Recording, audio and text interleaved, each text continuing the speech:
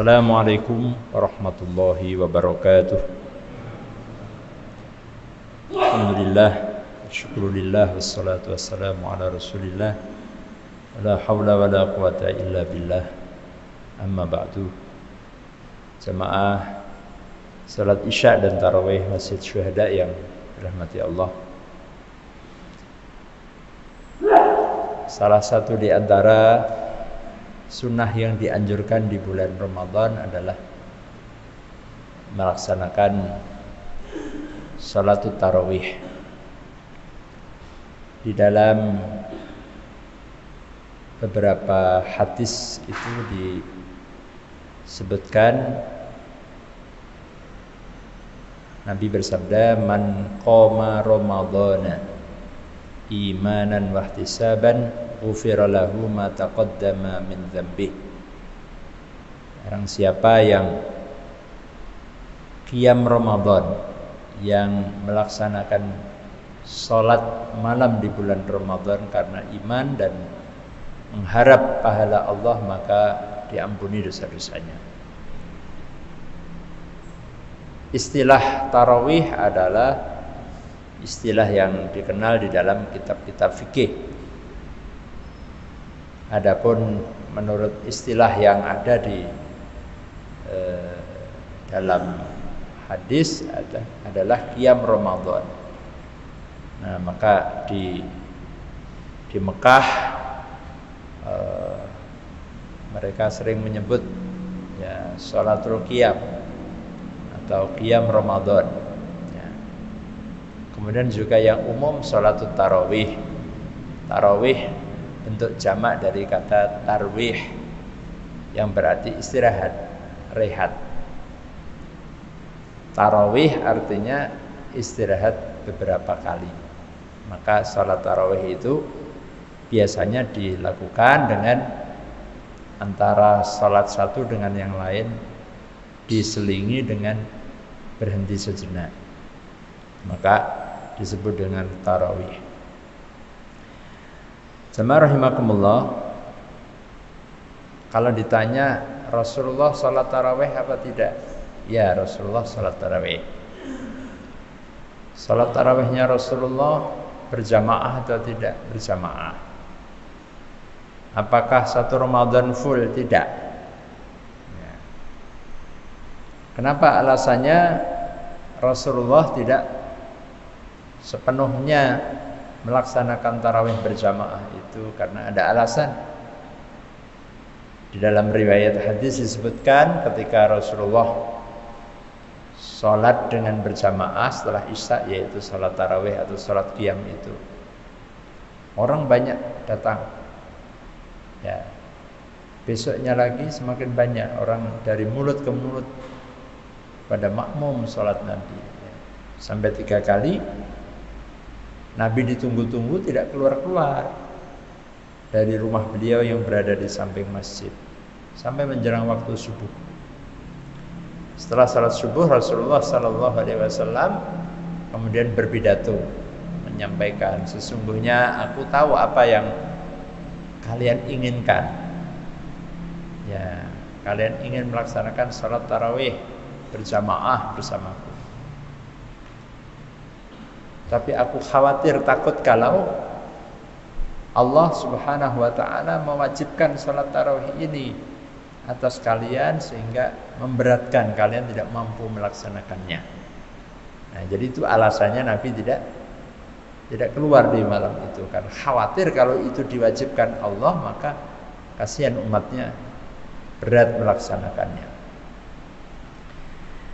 Maka kemudian salat tarawih ini di zaman Abu Bakar juga dilaksanakan dengan ya ada yang berjamaah, pojok sana di pojok sini.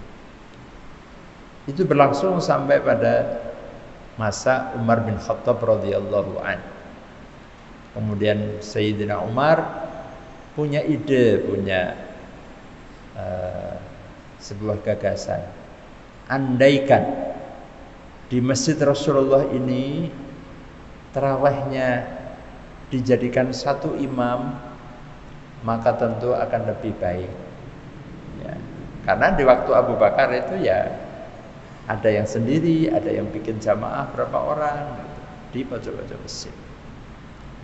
Maka kemudian Sayyidina Umar meminta kepada sahabat Ubay bin Ka'ab untuk menjadi imam di masjid Nabi, dan sholat tarawih sejak itu dengan satu imam.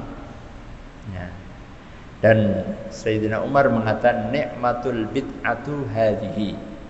Sebaik-baik bid'ah adalah hal ini. Hal ini maksudnya adalah tarawih yang berjamaah dijadikan satu imam. Nah, jamaah rahimakumullah. Maka dari pengertian ini bahwa pertama tarawih hukumnya sunnah, tidak merupakan hal yang wajib. Kalau wajib berarti kalau meninggalkan dosa. Tetapi sunnah anjuran yang sangat dianjurkan, dan bahkan Rasulullah sendiri memberikan motivasi. Yang kedua, bahwa rakaat tarawih ini tidak ada ketentuannya. Kalau seandainya rakaat itu perlu, ya, sesuatu hal yang penting, pasti Nabi akan sampaikan berapa rakaatnya yang mestinya. Maka ketika tidak ada keterangan, ya, ada hadis Aisyah, tapi ini kan Aisyah menceritakan, tidak secara spesifik. Nah, maka dari situ para ulama memahami bahwa tidak penting berapa jumlahnya rakaatnya, yang penting adalah sholatnya itu. Man qoma, jadi qiyamnya yang diaturkan. Dan qiyam itu yang penting adalah berdirinya. Ya. Nah, maka rahimakumullah, dulu kalau dilihat bagaimana sahabat itu dulu kalau tarawih gimana sih?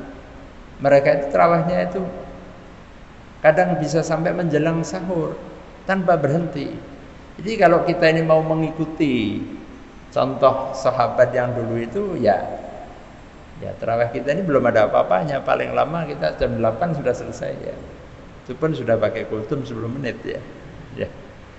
Nah, itu pun sekarang pun ada model-model tarawih super kilat ya. Ya. 7 menit ya. Yang orang mungkin kecapean karena terlalu cepat itu ya. Nah, jadi jamaah rahimakumullah, mari ibadah ini kita lihat apa pesan yang diinginkan adalah qiyam, lamanya orang melaksanakan ibadah. Man qoma Ramadan. Nah, maka ada yang di dalam lamanya berdiri itu karena membaca Qur'annya lama.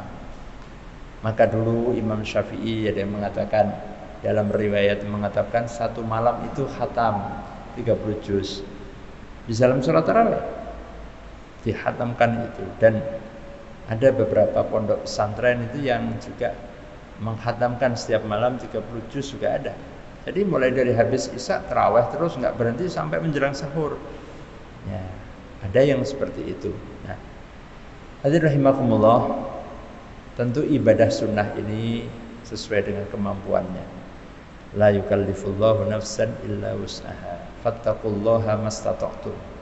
Laksanakanlah ketaatan sesuai dengan kemampuan yang kamu miliki. Ya, kita tentu menyesuaikan. Kalau semua dibikin 30 juz satu malam, mungkin besok kapok, nggak ada yang tarawih lagi. Tapi kalau dibikin terlalu cepat seperti itu, ya kayak ibadah nggak ada rohnya, ya nggak ada lazahnya, nggak ada kenikmatannya, hanya cepet-cepetan, ya kayak lari sprint ya.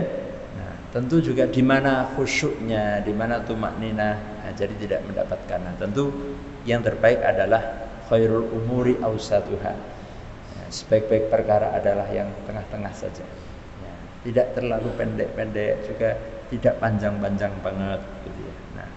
Nah ini yang penting adalah bagaimana kita mengisi malam-malam Ramadan itu dengan qiyam, dengan tujuannya adalah supaya kita ini berhubungan antara diri kita, hati kita dengan yang maha tinggi, Allah Subhanahu wa ta'ala. Maka rahimakumullah, ibadah ini kita nikmati ya, jangan kemudian karena hanya semacam kayak rutinitas, apalagi mengejar ya target-target yang ya, kadang-kadang tidak ada buahnya. Nah, bagaimana kita bisa menikmati, kita bisa berlama-lama seakan-akan kita bermesraan dengan Allah. Ya, kita seakan-akan sedang mencurahkan isi hati kita kepada Yang Maha Kuasa dengan membaca Al-Quran, dengan membaca yang dibaca oleh imam dalam tarawih kita. Demikian, mudah-mudahan Allah selalu memberikan kita kekuatan, kesehatan sampai akhir Ramadan, dan kita mudah-mudahan Ramadan tahun depan masih diberikan kesempatan lagi oleh Allah untuk menikmati hidangan sajian Ramadan yang penuh dengan keberkahan dan rahmat ini. Demikian, billahi taufiq wal hidayah. Wassalamualaikum warahmatullahi wabarakatuh.